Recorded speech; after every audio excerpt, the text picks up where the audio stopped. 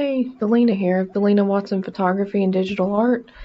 I wanted to show y'all real quick how I create my drop shadows underneath my subjects in my composites. So right here I have my cutout of the boy that I used. So what I'm going to do is I'm going to right click on his layer and I'm going to click drop shadow. And just make sure that's at 100% opacity. And click OK.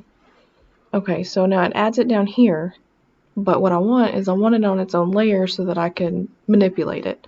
So what I'm going to do is I'm going to go to Layer and Layer Style, and then down to Create Layer, and then click OK. And now it's on its own layer, the drop shadow. So if I turn off the subject, you can see the shadow of the boy. Okay, so but now I need to manipulate the shadow where I need it on the ground. So I'm going to click on the drop shadow and I'm going to press Control T. Zoom in here. Okay. And I'm going to right click in this box and I'm going to click Distort. And what that does is it allows me to grab one of these boxes here and I can click and hold it and I can move the drop shadow where I want it.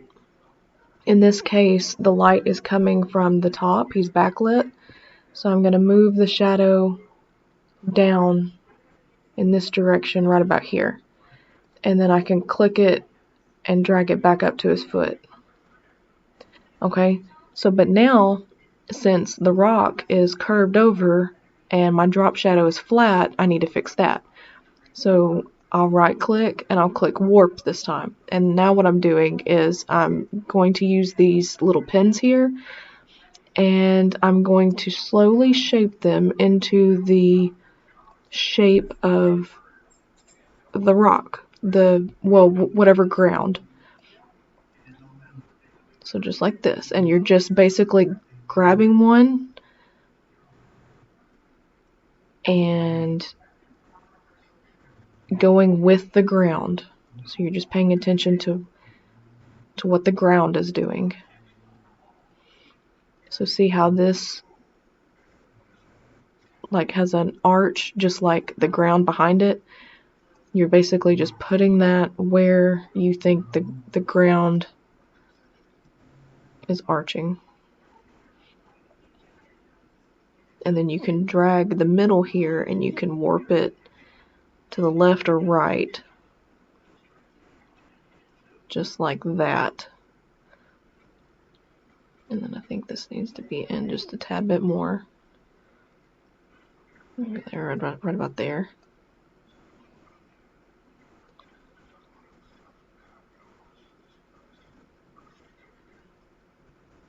Okay. Just like that. Okay. So now, looking at it, the more obvious issue is that it's just really dark. So I'm going to check my little check mark over here so that it,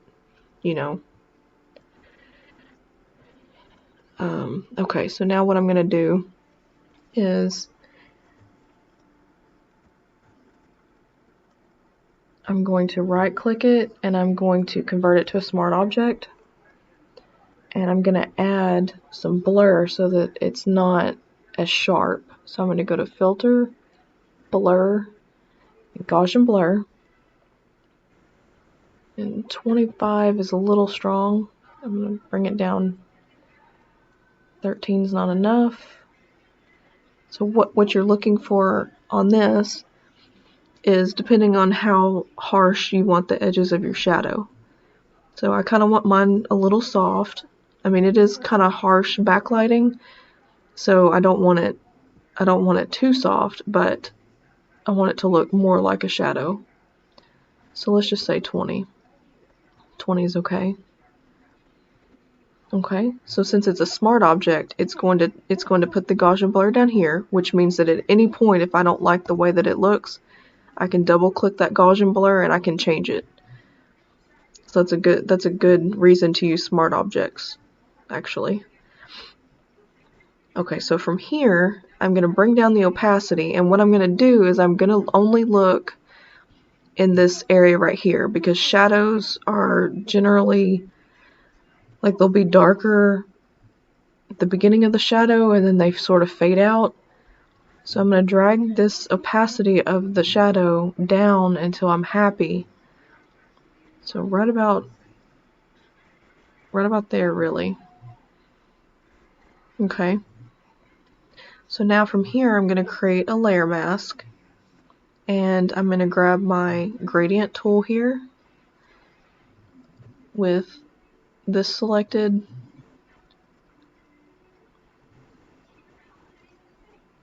And what I'm going to do with black, because I want to erase, what I'm going to do is I'm going to start back here, and I'm just going to pull. Oh, and I also have it at 20% opacity, because I don't want it to be drastic. If I have to do this a few times, that's okay, because I want it to be a gradual, you know, I don't want to cut too much off.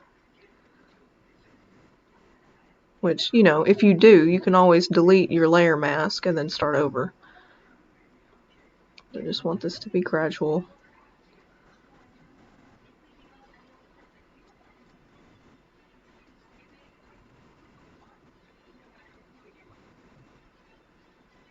I'm trying to find the right angle here. I think right about here. So that should be good. So see how it's more gradual, but I think it's still a little too dark, so I'm just going to continue really right about there, right about 40, around 40. Looks decent to me. Since the light is here and coming down this direction, that's why I put the shadow there.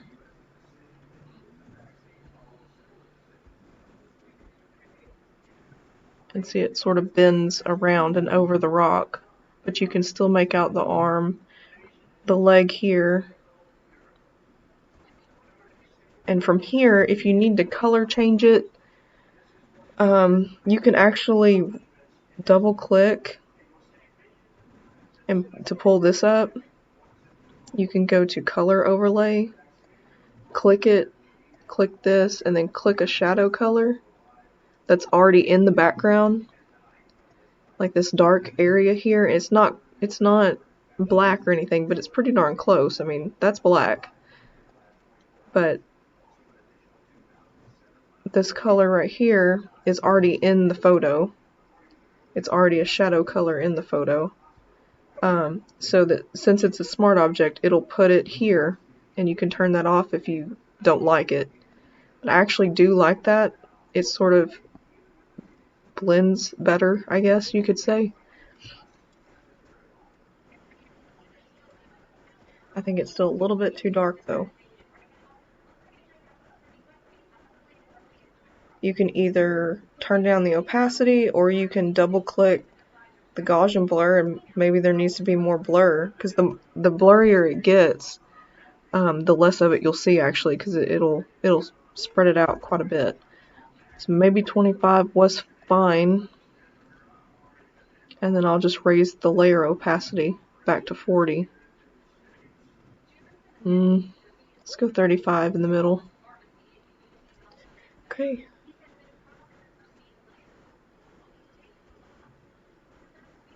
I think that's it. That's before, and that's after. Yeah. I think that looks pretty good. Alright. So if you have any questions, just let me know. Thanks.